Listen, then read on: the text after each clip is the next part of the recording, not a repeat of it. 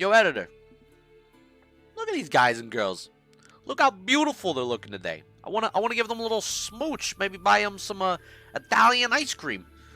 Maybe give them a box of cannolis. Maybe a couple spiadels. Settle down. Not that type of video. Brought to you by some Nashville tea. It's actually not from Nashville.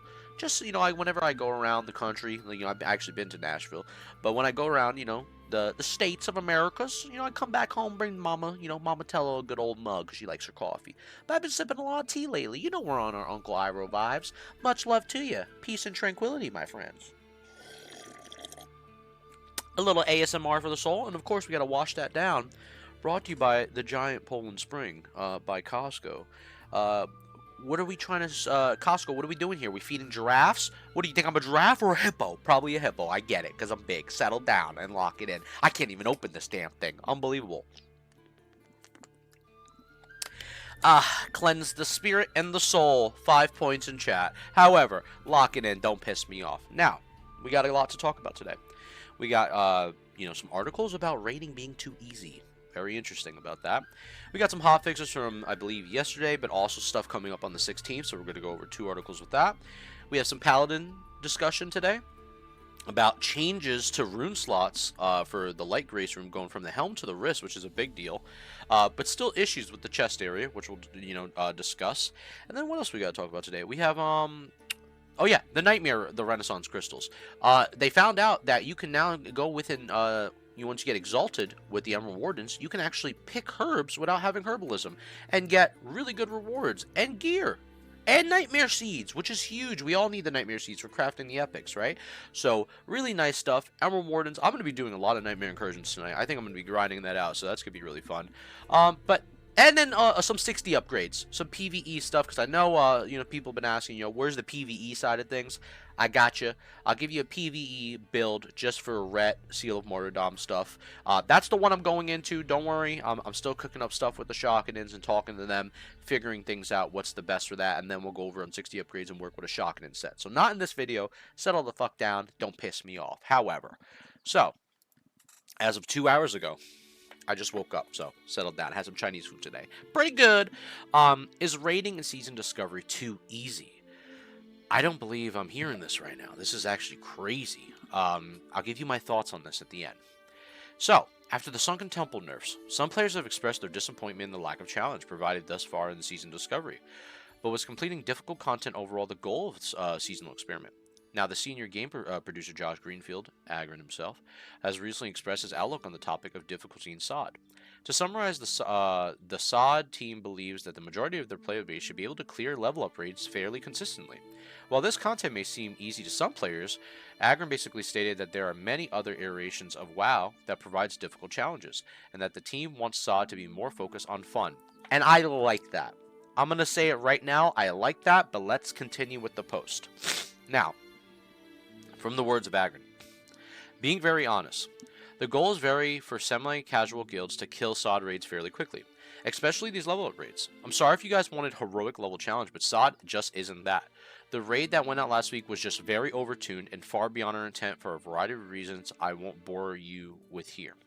Not to say there won't ever be something in SOD that's hard, but we don't currently believe that the critical path of raiding, example clearing the raid each week and getting good gear from it, should be hard in the version of, or this version of Vanilla Classic. There are other versions of WoW that are very difficult content, and in fact there are more versions of WoW that not have very difficult content. I'm sorry. There are more versions of WoW than not that have very difficult content. You know I have ADHD brain, Paladin brain, WASD, ADHD in real life. Settled down. However, as it stands now, both Nomer and even post nerf Sunken Temple, because obviously they did like 2 adjustments and then a secret adjustment. It was crazy. Are vastly more challenging and require way more coordination than original WoW. One thing we like about various flavors of Classic is that in many cases, the difficulty of raiding Vanilla WoW is what players create for themselves by pushing their performance and things like speedruns and the like. I like the long term, we'd like to do better about supporting, or I think in the long term we'd like to do better about supporting these type of emergent playstyles, but making raids a brick wall for the average Joe isn't the approach we would likely take. I understand that it may disappoint some folks, but after several years of watching data and around classic behavior, we don't believe difficult raid content is what players actually want on the side of the WoW spectrum. Individuals in some groups may want it, but writ large, most people seem to just want to chill and blast stuff with their friends, and that's the goal we like to aim for the average guild. And then in a series of replies, Josh Greenfield revealed that an internal computational error is what caused boss health pools to be so large in week 1, and that the nerfs actually corrected this error, and then basically asking, what are your thoughts on SOD so far? So, let's talk about this one-on-one, amigos. Editor, zoom in. I said what I said. He's doing a good job. He's chilling today. He's laid back. Don't worry. The editor is saved from yesterday. Everybody, you saved him. Congratulate. For now. However, what do I think about this?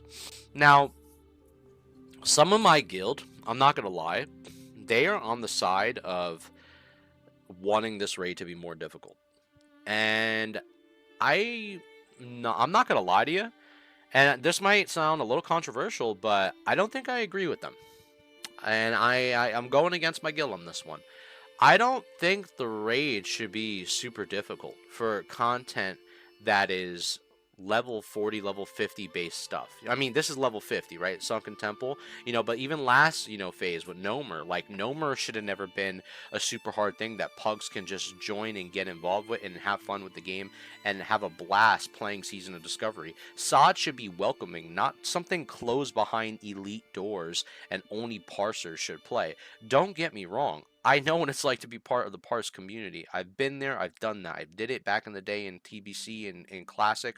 I know what it's like doing it now, especially last season when I was like top in the charts. For Paladins, at least, all right? For Paladins, settle down, not other classes. All I'm saying is that I don't like this elitism, if that's a word, or this like elite hierarchy where we have to gatekeep things and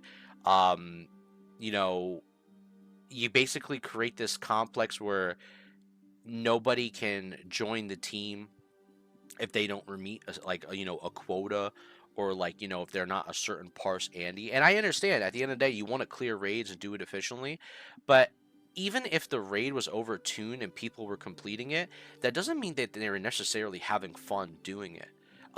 Dying hours on end several times in a row doesn't mean it's genuinely fun if it's not actually compelling to see if you can complete it. Now, there is the eagerness to win, don't get me wrong. Like, example, if you play Souls-like games or Elden Ring or stuff like that, and you die, obviously, hours on end, but you know that there is something past that, you know what I mean? You know that it is doable, and you can 100% finish it and be happy with the results at the end of it. With Sunken Temple, 4 million health of a boss, and how overtuned it was week 1, even the world's first group, like them completing it, more power to them. I'm sure they were very happy with the thrill of enjoyment of doing it that way. But I know for a fact that that's probably something they wouldn't want to do over and over and over again, and that being the overall difficulty of the raid for everyone else. And now you lock and gatekeep the entire community out of ever trying to complete this raid whatsoever. At least at level 50 content. We're not at level 60 where we're at AQ 40 BWL, you know what I'm saying? Like, I understand that the challenges along the road are definitely ahead, and not everyone's going to complete BWL. Not everyone's going to complete AQ. Hell, let alone AQ 20. Not many people are going to be able to get to that far in SOD. People might unsub, they might stop playing, they might even be engaged in the game anymore. It's understandable.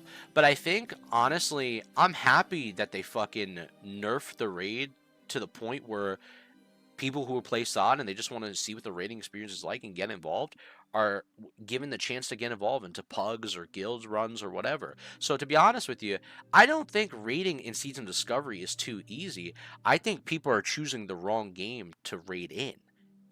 If they're looking for a competitive challenge. If you're looking for a competitive challenge, go to fucking Retail WoW. As much as people talk shit about Retail WoW, go raid there. It'll give you the heroic plus, the mythic pluses. It'll give you the challenge you're looking for in the realm of Warcraft in general. If that's what you're looking for, go there. This game's not meant for fucking super tryhards. We're not trying to push ranks like we're playing Valorant, like we're trying to hit Immortal or Radiant.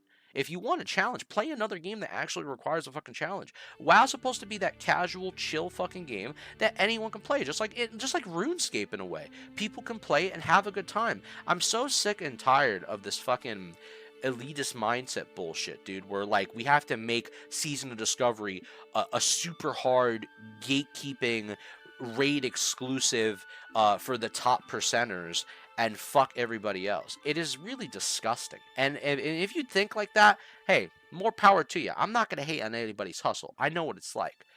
But that's not what's good for Season of Discovery. If you want a real challenge, go somewhere for a game that gives you a fucking hard challenge and is genuinely, a hard time to fucking play. And go complete that. And if you do, more power to you. But Season of Discovery is not meant for those type of people. Majority of the player base of SOD is not like that. They don't want super hard raids. And if it's going to be a super hard raid, it has to be fun. Hard equaling fun versus hard equaling boredom. Not willing to complete. Not worth it. Waste of time. Waste of energy. Or rather, this is challenging, but it's fun. Even when we did the raid week 1, it was enjoyable. I enjoyed the challenge it was offering. And this was, I believe, before, like, obviously, the big nerfs of the 4 mil. But, like, overall, I was like, okay, it is fun. We did get through 6 out of 8, which is a good accomplishment. But now that they nerfed it, I'm looking forward to fucking banging this shit out and having fun with my friends each week, getting gear, clearing content, and then moving on to 60, and then maybe facing even harder content. But at least if the content is challenging and fun, I will enjoy the game. So that's all I want to stress upon that. I know people might agree, you might not agree with me. I get that. Maybe you just want Season Discovery to be retail. More power to you. But I rather have something that is challenging and enjoyable than something that's hard and not worth the time and effort is what I'm getting at. And something like that, which, the week 1, obviously, two, adjustments, this is from the devs themselves. They admitted this shit was overtuned. Like, we fucking know. It was a critical error, made a mistake. So, I don't think SOD ratings should be made easy. I just think it should be made fun. You ever thought about that? That's what I'm going to leave you on that one for that one. However, editor, if you don't switch, I might shoot you. He's alright, don't worry. In Minecraft, family friendly. However, moving on to the next topic. So, Season of Discovery hotfixes. Dark Moon cards and class tweaks. Now, I think they made a couple different tweaks now to several of the Dark Moon cards to give them a little bit more viability, because right now the best Dark Moon card by hands down is the Sandstorm, or the sand one, the one where you put all the dunes in it and it does, basically the tornado, the whirlwind around people. Overall, I saw a rogue doing this shit in I think Winter Spring when we were farming Fire Water yesterday, and he was basically AoE clearing on his Dolo, which was kind of crazy. So the sand version, or the Sandstorm, still pretty damn good. I think even with the hits that it got, people in my guild still want to chase it, but you did get some, better improvements to Overgrowth, with the proc chance to 10% was 5. Decay now procs from range attacks and abilities. They also tweaked some stuff with the Anguish of Dreams. The bonus damage on the next ability will no longer be consumed by professions, and then they also increased rewards from Jungle Durians, was 10, now 20. Now, as far as like a couple classes that got adjustments, Rogues. Cheap Shot stun effect can now correctly applied to the target under the effects of the Goblin Rocket Helmet. Reckless Charge. Combat Potency and Deadly Brew can no longer proc from Fiery Weapon procs, which I seem that's a little upsetting, because I always like when procs happen from Fiery Weapon, so it seems like there was, a small nerf to that when it comes to Rogues, and that does affect, because those procs, I'm assuming, does help with, the Combat Potency and Deadly Brew overall to, get those effects. Shamans. Rolling Thunder. Now correctly restores 2% of Shaman's total mana per Lightning Shield charge released, and now Shamans can now probably have the rank 4 of Fire Nova was Fire Nova Totem when the rune was engraved. Now, on to one of my favorite things I want to talk about today, and I'm really excited for it. We're going to go over it again when we go to the next tab. Unstable Affliction is now affected by Haunt's increase. Damage over time affects damage over time effects that crit through the Pandemic rune will now be available to activate Dance of the Wicked, which basically means they're going to be getting a lot of fucking more mana, almost infinite mana in a way. Felguards summoned by Warlocks are now given appropriate demon name, so I guess that was just a name parameter change. For Warriors, Gladiator stance will now appear at the end of your stance bar instead of the beginning, and will no longer rearrange the order of your stances that purpose of stance macros, so for better UI adjustments overall. And then Sunken Temple. Fix an issue that would occasionally cause Dream Siphon and Weaver to evade when their target survived falling into the Pit of Sacrifice. So just a bug that wasn't intended. So pretty good changes overall. Very interesting. And now we have another list of changes here. It seems like these tunes are going to actually come into effect as of April 16th, and some rune slots adjusted, as well as Victory Rush being buffed. So there is a post from Agron on Twitter about these waves of buffs, but we're going to go right into the blue post and talk about it. Through the beginning of Phase 3, we closely monitor the in-game progress, feedback from community, and bug reports. With scheduled weekly maintenance next week, we'll make the following class adjustments. Druids. Star Search no longer consumes clear class and procs from Omen of Clarity. I believe I read that the other day, and they're involving that, which is really nice. Skull Bash Rune, moved to hands, was the leg slot. Very interesting. Okay, so we're changing the Skull Bash in a different location. And this is the stuff that was having issues with, I remember they were talking about issues with Mangle and Lacerate. Now Lacerate, Rune moved to the leg slot, was hands. And Lacerate threat increased substantially. So this seems really interesting. It seems like Druid tanks, and I really hope for Druid tanks to come a little bit more online. Obviously, we don't want to, overtune the shit out of the class, but Druid tanks having themselves in the tanking meta is going to be a nice, change of pace. Overall, they still were pretty damn good tanks, even when it came to Nomer. When putting them on the dragon boss, and obviously having the crit immunity, I'm very excited for Druid tanks. I always like the bears. Much love to the bears in chat in general. Paladins. Light's Grace Rune removed from the Bracer slot and was the helm. We're going to talk about that in a second. Put that on a side note and someone pin it and ship it and then kiss it. Settle down. However, Rogues. Focus attacks now generate 3 additional energy, up from 2. Shamans, internal cooldown from overcharges have increased from 3 seconds, so I heard this was a little bit of a nerf to the Shamans. Some Shamans were not liking this on the forums overall. Some were saying it was not that big of a deal. To my Shamans, let me know in the comments below about this. Overall, I'm happy that we're seeing some Shaman talk, at least within these weekly updates. I'm not going to lie to you. It would be very interesting. I already go stuttering again. It's pissing me the fuck off. I said what I said. However, it'd be interesting to see more and more talks about shaman changes in general as we go on through the weeks to see if they do anything to shamans, because we all know shamans are hitting, but will it come to that point where shamans get that nerf that people are kind of seeking or looking for? That is the truth of things. I'm just telling you in the news, going from there. So warlocks. Life tap now grants mana return to warlock pet as well. That is really fucking nuts. The one I saw that caught my eye and I'm really crazy about, and it's making me day by day want to make a warlock from level 1 and just fucking do it.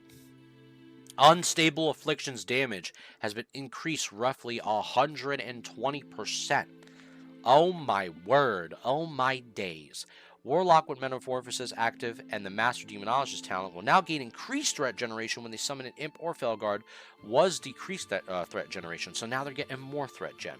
And for Warriors, an actual W thing that I like, Victory Rush heal increased to 30%, was 10. That's a 20% bonus increase from the heal that you get from Victory Rush. So I like that. Hopefully we see some more cool Warrior changes overall. But in general, I'm really excited for Warlocks.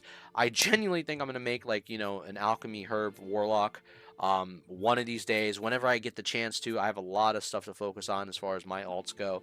And obviously my main with the Paladins and, trying to gear them out and stuff. But overall, I think Warlocks, Affliction Lock, watch out for them.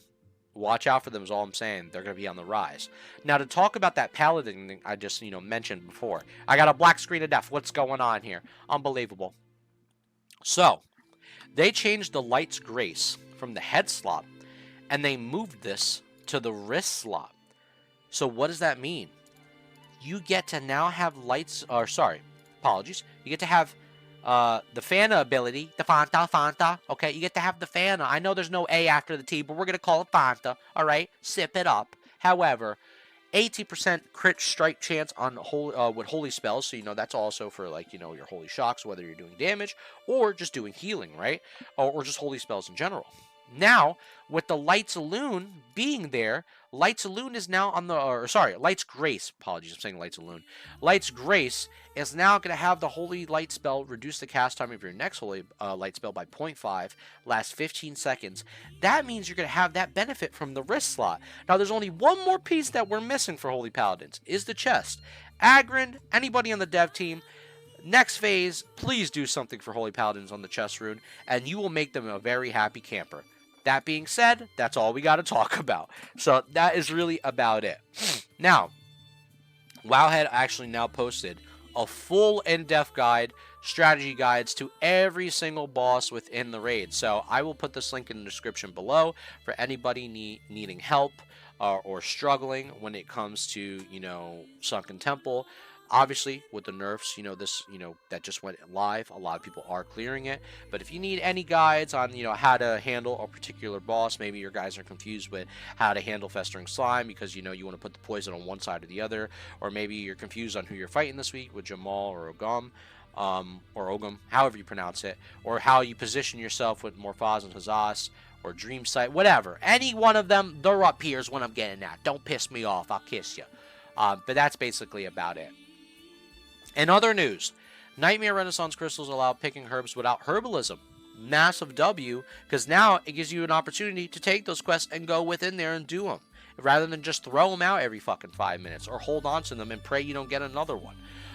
Players looking to self-fund for their elixirs and potions might be interested in the Nightmare Renaissance Crystal, a reward from Emerald Wardens when exalted. So you have to get exalted in order to get this. The crystal allows players to pick herbs and nightmare incursions without herbalism, and possibly receive rare gear drops as well. So far, players have confirmed finding resonating Nightmare Bloom nodes in the Ashenvale incursion, but it's theorized that the Nightmare Renaissance Crystal will function similarly in all incursions. Several herbs have been confirmed found so far, including Groom's Blood, Golden Sam, and Dreamfoil, and Mountain Silver Sage. Now, not only that, looting these blooms have been confirmed to drop Nightmare Seeds, which is massive, especially when it comes to Nightmare Seeds right now. I know you could farm in Sunken Temple, don't get me wrong, but in the markets of a lot of auction houses, I'm assuming, and at least in mine, they're really high prices for Nightmare Seeds, at least for 10 of them. I think in general, it costs almost 250 to 300 gold to craft your epic shoulders on my server right now. Kind of insane. A crucial crafting material for Phase 3 crafting recipes. As if that was enough, sometimes you don't get a herb at all. You receive gear such as a skull-splitting crossbow. Really nice range weapon. And I'm sure maybe there's some other goodies we're unaware about. However, really cool. I like this a lot. I like the fact that they give people an alternative way to where, like, I don't have access to this profession, but I can do it myself and get in there and find an alternative to solution, whether I have to work with a guildmate that has, a profession, to make, take these flowers that I'm getting or any of these herbs and create something for me, or work on the trade market or sell them on the auction house, whatever. This is fucking dope, and giving people the ability to farm their own Nightmare Seeds, I like this. Pretty good change. As far as the 60 upgrades, I promised you I was going to give you a PVE, an update on what to do for your character. As of last night, ladies and gentlemen, we are a rightful owner of the Lasher, of Soltrazi, Solthresia.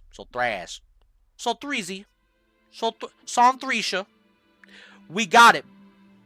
We've acquired it. It is done. Ladies and gentlemen, we have acquired the epic two-hand weapon. I know, claps in the chat, A little AMSR for you. It was really nice. And honestly, credit to my boy Nick. He was there with me. We're going to go get him his sword as well. Also, another thing that I didn't mention. Actually, rewind the video real quick. The thing that I mentioned about the lights, Alune, or I say Lights Alune again, I'm going to hit myself. Why am I saying that? Lights Grace, unbelievable. Now, the Lights Grace thing, right? If I were to go to Wowhead, and then the time when I did the video the other day about all runes being discovered, and then I clicked the Lights Grace thing, right? I was like, wait, actually, let me look at the guide for it. Here it is. Here's the rune guide. Wait, where is the rune guide? They are pissing me off. Unbelievable.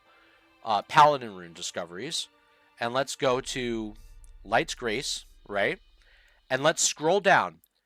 On Wowhead, my boy, I'm dead serious about this. Hold on, we're gonna meet the audio. My boy here, my boy Sage. All right, I talked to this dude.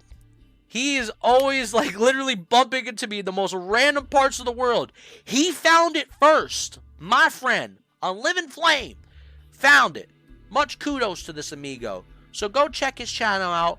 Much love to him. He discovered the rune that everyone couldn't find, and he went through it and found it. I won't skip the video, but I will put his link in the description. He found Light's Grace rune. Wowhead put his video up, and much power to this amigo. Great guy, great dude, and he streams as well. So go give him a check out. Go check his socials out. Follow him. Do your thing, all right? Much love to him. See you, Sage, in the comments if you're there below. However, get him out of here. He's on high alert now. So, you guys wanted the best PvE build. I'm giving it to you when it comes to Ret. You're looking at it. This is basically what you have to go after. Now, somebody in my comments below was saying, like, oh, well, you know, I mean, there's still many more pieces to get. You know, you can, of course, switch it up and, you know, try to acquire whatever you can to get you know, the best bang for your buck. So not a lot of these logs you're seeing right now make sense. Yeah, they do. Most of the logs are wearing the gear I'm showing you right here. Especially people that were topping in the DPS charts. For the most part. Even like people like McConnell. McConnell's fucking using most of the gear that you see here.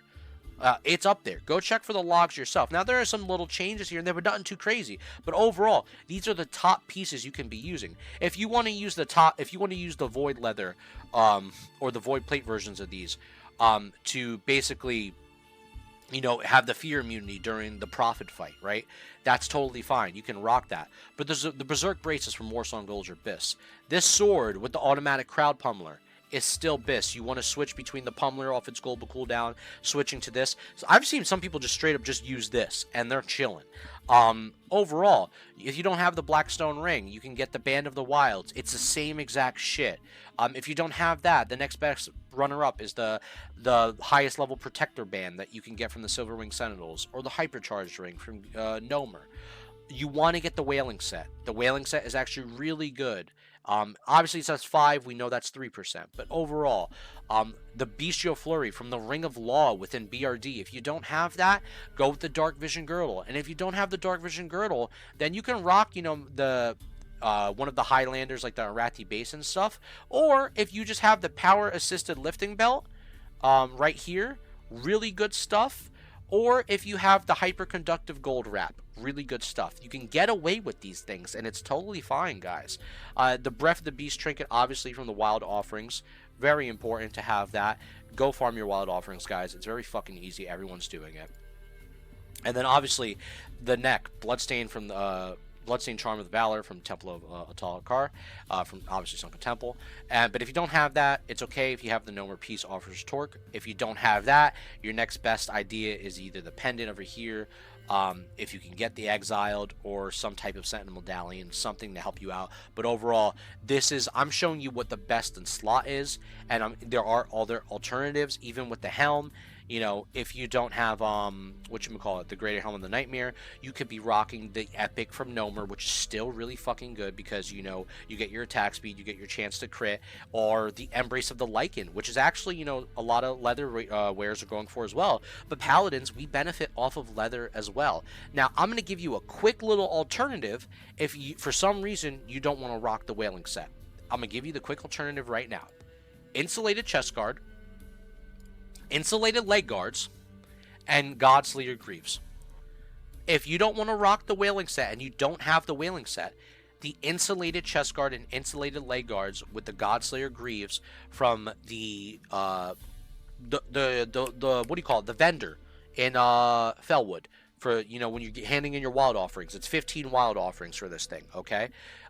Overall, that would be your set. And if you don't have that for some fucking reason, if you don't have that, it's totally fine. Don't worry. Papa Tello's got you. We would rock the full Hazard set. You would really just walk. I said walk. I'm talking about a walk because I'm thinking about ramen right now. I'm starving. Settle down. However, you would straight up just rock the full Hazard set. At least you would get, you know, a lot of stacks of strength. You would get your AP and your chance to hit overall, and which is still, you know, pretty fucking solid. And this is not a bad set still. So that would be, any of those things I just showed you right there are completely fine. As far as shoulders go, if you don't have one of these two shoulders here, the Fanta, if you don't have the Dread, then it's totally fine to rock the Drac Metal Spalgers, or if you manage to snipe the mantle of the Berserker Mantle from the temple.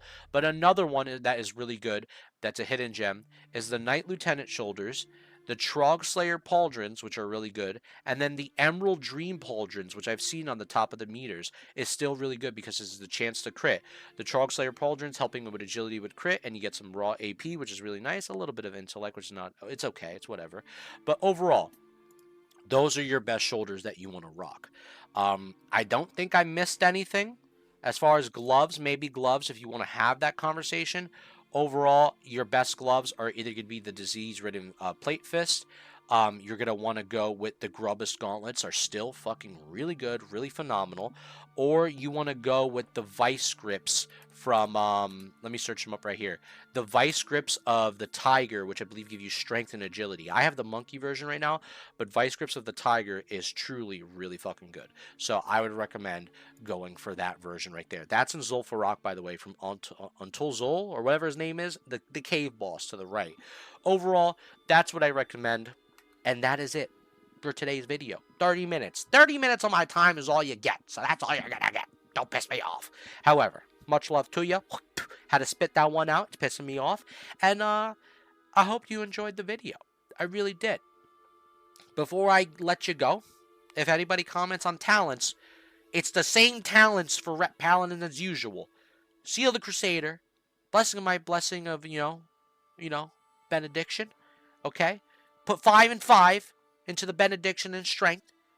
And then and the Holy Tree just put 5 in strength and 5 in intellect. There's nothing else to show about that. So settle the fuck down. Don't piss me off. That's the gear you need to rock. I'll lock you up, alright? We'll put you in jail time for 10 years. 10 years. 48,000 hour lockdown. Alright? That's probably not even 10 years. I don't even know what I'm saying anymore. Get me off this fucking video. Much love to you. Keep on keeping on. And I'll see y'all in the next one. Did I forget anything? Honestly, maybe we should just get Dakin and Stormwind and start sucking some... Alright, end the fucking video. End the fucking...